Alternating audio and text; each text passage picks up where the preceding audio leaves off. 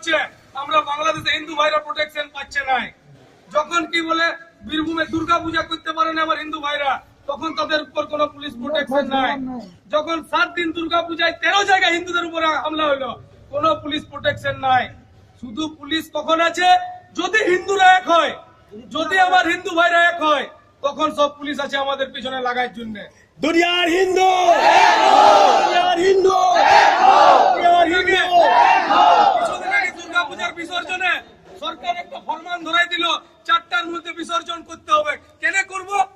আমার মা বাবা, আমার মা বোন কখন সিঁদুর খেলবে, কখন দুর্গা ঠাকুরের ঘট উঠবে, সেটা আমাদের ধর্মের ব্যাপার, আমাদের জাতের ব্যাপার। তার উপরে সরকার কেন হস্তক্ষেপ করবে? আমরা শুধু বলতে চাই, আমরা কোন ধর্মের বিরুদ্ধে নয়। আমরা চাই ভারতবর্ষে সব ধর্মের মানুষ নিজের মতন করে ধর্ম পালন করুক। কিন্তু আমরা শুধু একটাই কথা বলতে চাই, হিন্দুদের সম্মান নিয়ে, হিন্দুদের ইজ্জত নিয়ে রাস্তায় ছিনিমিনি খেলা বন্ধ করো। আপনি যদি ইমাম ভাতা দিচ্ছেন মুখ্যমন্ত্রী, তাহলে আমাদের পুরোহিতকেও ভাতা দিন। আপনি যদি রমজান মাসে প্যাকেট দিচ্ছেন, তাহলে আপনি কি বলে দুর্গা পূজাতেও প্যাকেট দিন।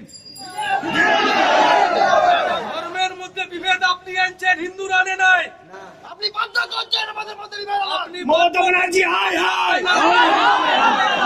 আমরা শুধু প্রশাসনকে এইটুকু বলতে চাই, আজকের এই জমায়েতের মাধ্যমে এইটুকু বলতে চাই, হিন্দুরা শান্তির প্রিয় জাতি, শান্তিতে থাকতে ভালোবাসে, আমাদেরকে শান্তিতে থাকতে দিন।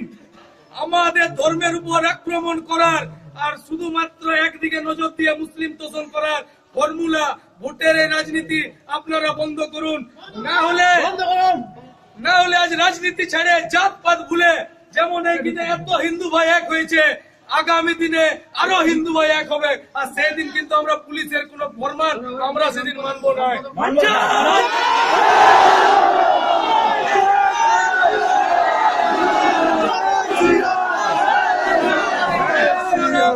আপনারা নিজের নিজের এলাকায় যান, যে যে পাড়া থেকে এসেছেন আপনারা নিজের এলাকা থেকে যান। আপনারা গিয়ে সেখানে আরো হিন্দু ভাইকে আমাদের বজরং দলের ব্যাপারে বলুন।